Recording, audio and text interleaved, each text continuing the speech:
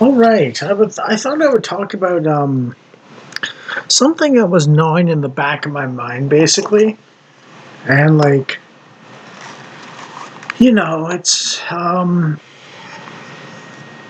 it's good to get it out and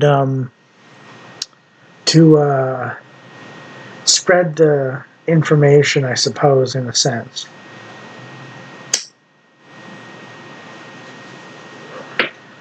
Now, as you know, I made a video previously on Warhammer 40k, Chaos Gods, and so on. And while I believe that Nurgle and Khorne are masculine and Tzeentch and Slaanesh are feminine, there's also a factor of God, the Almighty God in our real life, in the Imperium of Man and also the Chaos Gods. Basically, Khorne for courage, Slaanesh for pleasure, Nurgle for life in abundance, and Tzeentch for learning or plumbing the mysteries of God and revelation of His will and so on, through the twists and turns of life's experiences. Those are all under Christian hedonism, basically, as the Calvinists would put it, and so on. But it is a reasonable interpretation of the kinds of things. So courage, pleasure, life in abundance, learning the mysteries of God, are all very Christian things to do. And what the four Chaos Gods represent is basically the satanic twisting of those good things into a pathological aspect. Basically, obsession with one particular thing over and above everything else. And Chaos Undivided is those things as well, in a sort of selfish way, basically.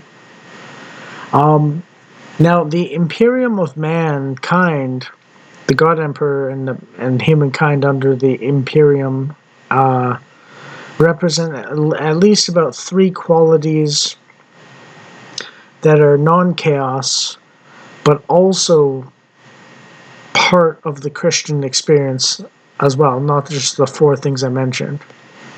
And that is duty to God, care for those lesser than you, and self-sacrifice. So courage, pleasure, life in abundance, learning the mysteries of God, self-sacrifice, caring for those lesser than yourself, and feeling a duty to God. And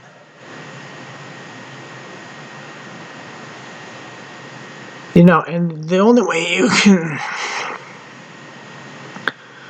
way you can square the round peg, which is impossible unless God does it for you, is to trust in God to provide, and you do your best, and acknowledge that there'll be times when you can't do something and God must do it all the way, or it can't be done at all, and to trust in Him to do it for you, and so on. At least if it's God's will to do so. And if it's not God's will to do so, then for the serious believers out there, trust that He's got a good reason why He's not doing it for you, and you can't do it yourself. And He's shutting the door on that thing particularly, and so on. He's got something better planned for you, and so on. And one day you'll look back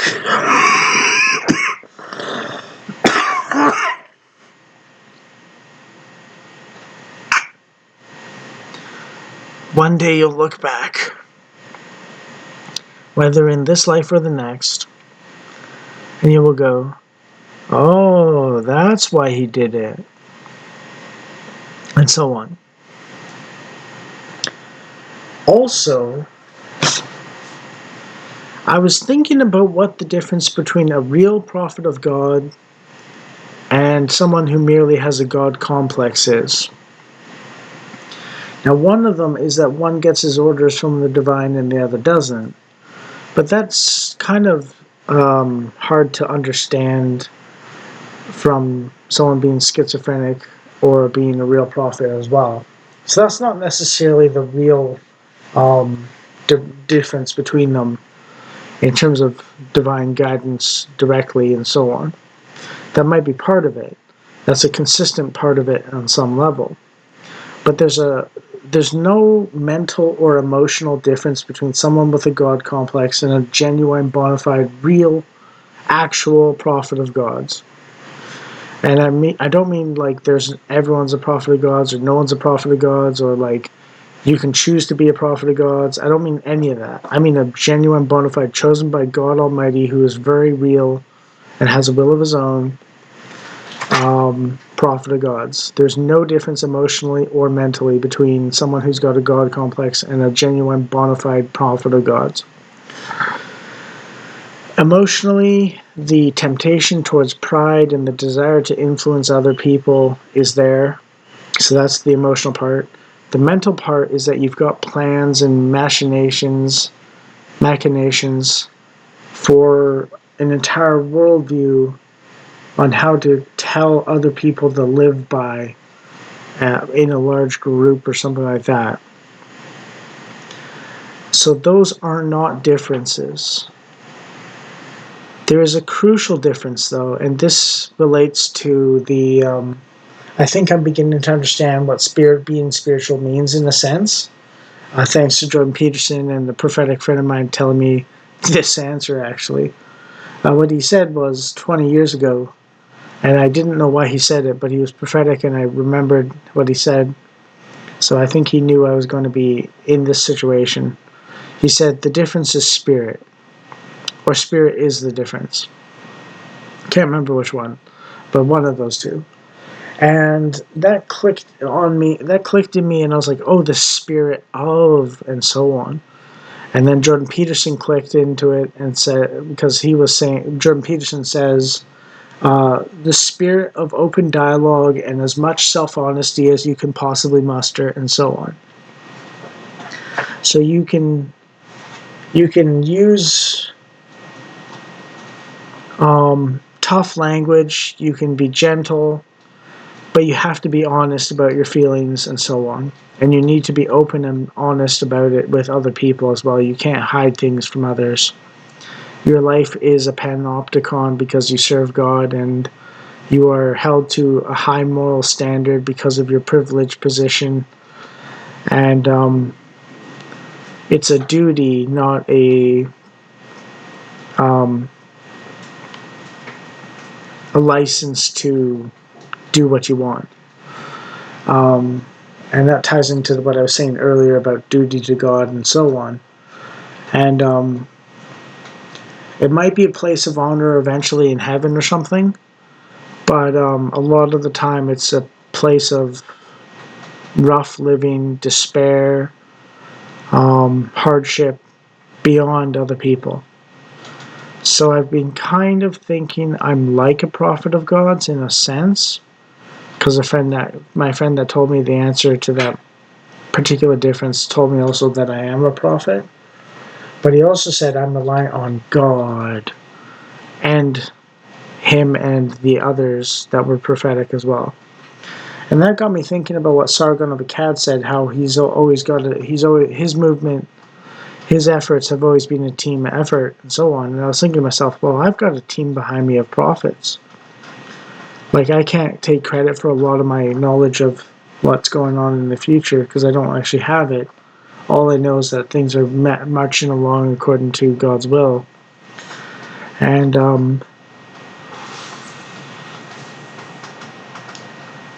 I just...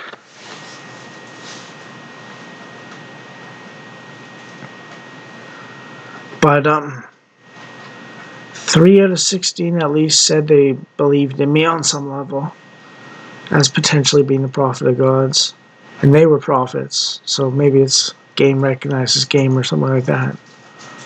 I don't know, but I think if I am a prophet, it's not necessarily like it's not the usual sense. There's a lot of usefulness of me is exploring the mysteries of the divine in regards to those 16 people's words and their knowledge of the future that is spooky and the conventional way you'd think of a prophet and so on. And while I've had prophetic dreams and visions that are half true, um, actually prophetic dreams and half true visions, um,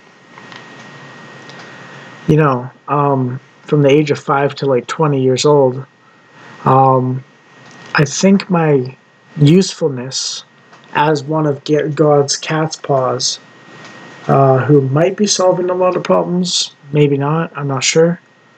But I've had a few incidents where I've helped someone out somewhat in a tough bind or a rough spot in life and with a few words of encouragement and so on. So at least on a micro level, I'm helping out people a little bit. And on the macro level, I might be one of my pet projects is if I've got actual influence with famous people, then it's to tutor and mentor them in the mysteries of the world and thinking about things with a bit of a new light and so on.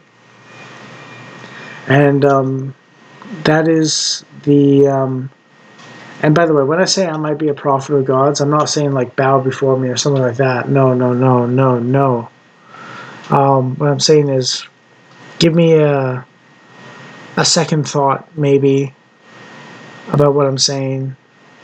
And if it's beyond you, then it's beyond you for now. Don't worry about it. And if it's in your level of understanding, you can kind of see how I'm right.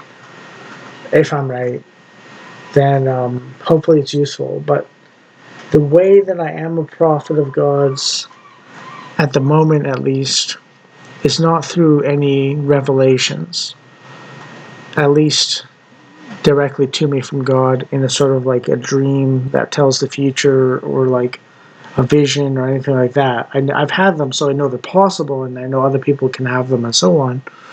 But I'm not like that. My prophet powers is sort of like Elijah with the whisper, the silent whisper in his heart. Not the firestorm, not the earthquake, not the windstorm, but the small whisper in his heart, um,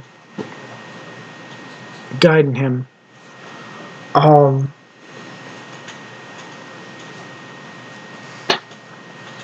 And that's the deep wisdom that I have and so on. So it's sort of a Jordan Peterson sort of thing. And like the thing is, even if I were a prophet of God's, a huge part of what I do is basically just learn from other people what they think and then relay it to others.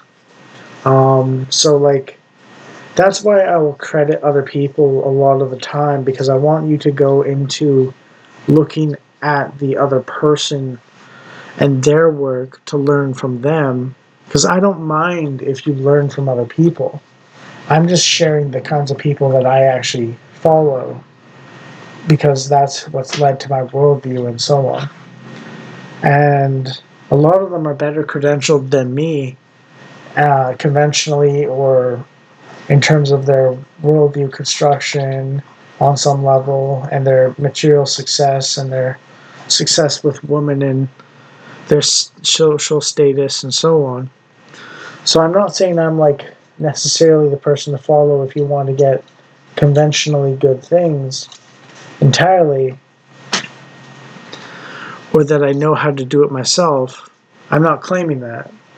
I'm not claiming you can get rich listening to me by any means.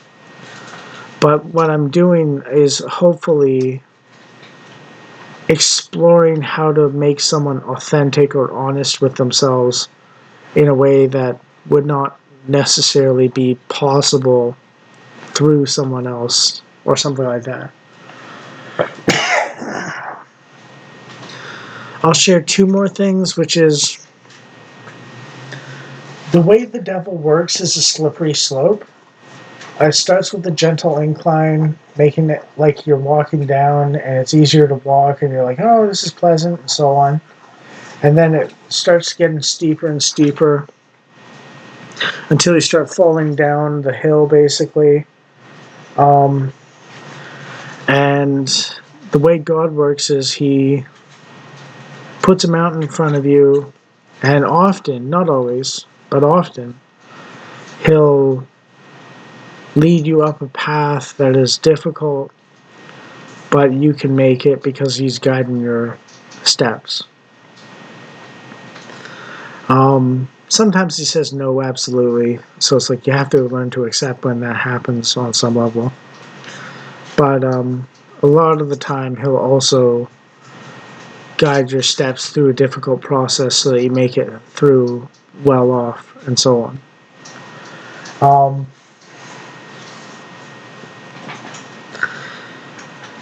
Anyways, so that difference is summarized by the following. And one is Pinocchio on Pleasure Island, and the other one is Pinocchio with Geppetto in the belly of the whale. Pinocchio on Pleasure Island is the devil tells you, remember God's mercy before you commit a sin so that you're more likely to commit it because you're not worried about the consequences. And then after, he flips the tables on you, turns the tables on you and says, remember God's justice. You've sinned. You're damned. To make you despair. And the church says, remember God's justice so that you avoid sinning in the first place. But if you do sin, they tell you, remember God's mercy so that you turn to Jesus Christ in hope.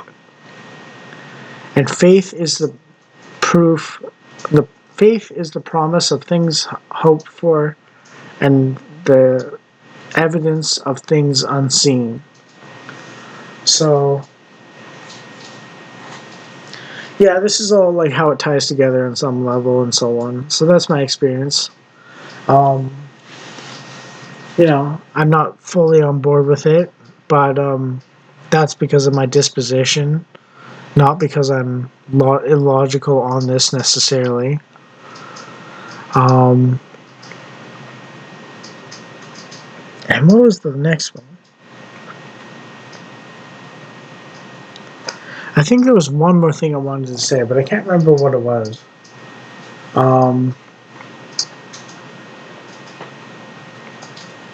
God, what was it? Oh, yeah. There's nesting dolls of meaning and mentorship and purpose and passing on of culture and so on in a continuing society. That's one of the reasons why the tyrannical left wants to abolish culture and cancel cultures. And so on, because people with the God complex cannot withstand the sheer power of a healthy culture. That's why they try and sicken it and rot it from the inside out and so on. A people with a genuine culture cannot be made slaves by their own government because they're too resistant to it. They're too wise and so on. So that's why I support Jordan Peterson investigating the fairy tales and why I like to study movies and so on and games and what they say about important topics and so on. You'll notice when woke culture came in, tyranny followed soon after. And culture is basically the moral conscience of a population. It is completely unenforced by a government when it's healthy, or at least, no, that's not quite right. It is enforced by a government when it's healthy, but the government is not the source of the culture, and so on. The source is the generalized population coming together to make stories about their lives and so on. It's a grassroots sort of maneuver to substantiate the general direction of the population at large and to communicate the ethics, ethos, spirit of, morals of, values of their people, and so on. Culture forms the primordial ooze that genuine stories come out of to instruct on how to deal with different situations. That's why they had to sabotage it to get to tyranny at this point. So if we want to save the West, it's not enough to just take out the parasites and tyrants and so on, and the predators, but we have to reform our culture and reestablish hegemony on our own stories and our own people and so on. Through stories, narratives, culture, worldview, philosophy, and so on.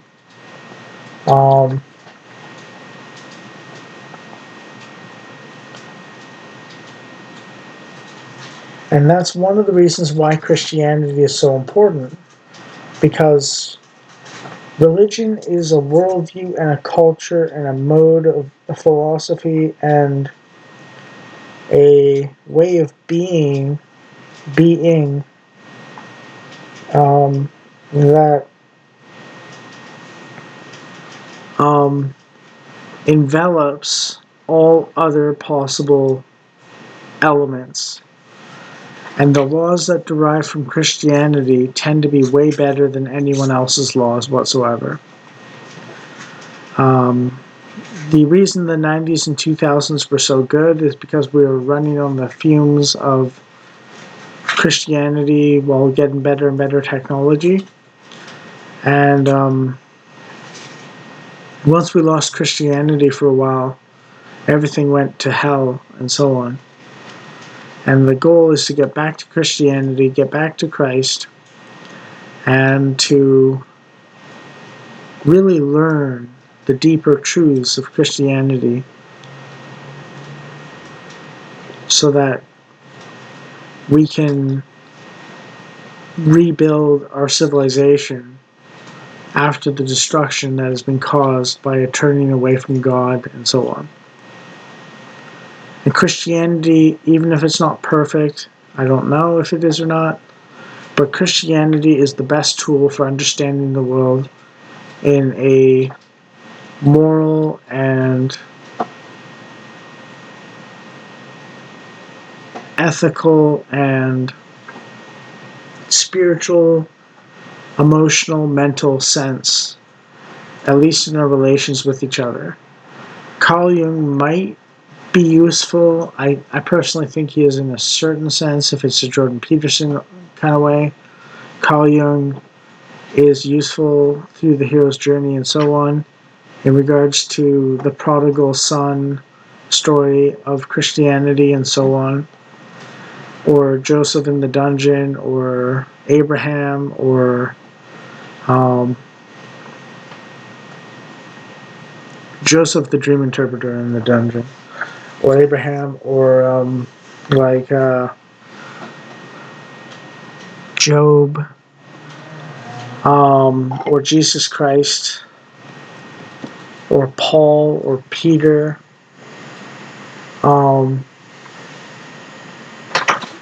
In regards to the psychological experience of going through the refinement process from God, specifically the hero's journey on some level. And Carl Jung's psychology helps with that a little bit, but the metaphysics on the outside world have to be such that it's heaven, hell, and earth in between the two.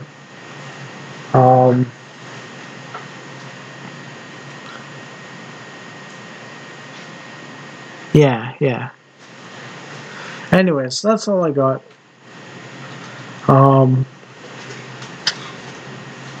Hope you enjoyed, and thanks for watching.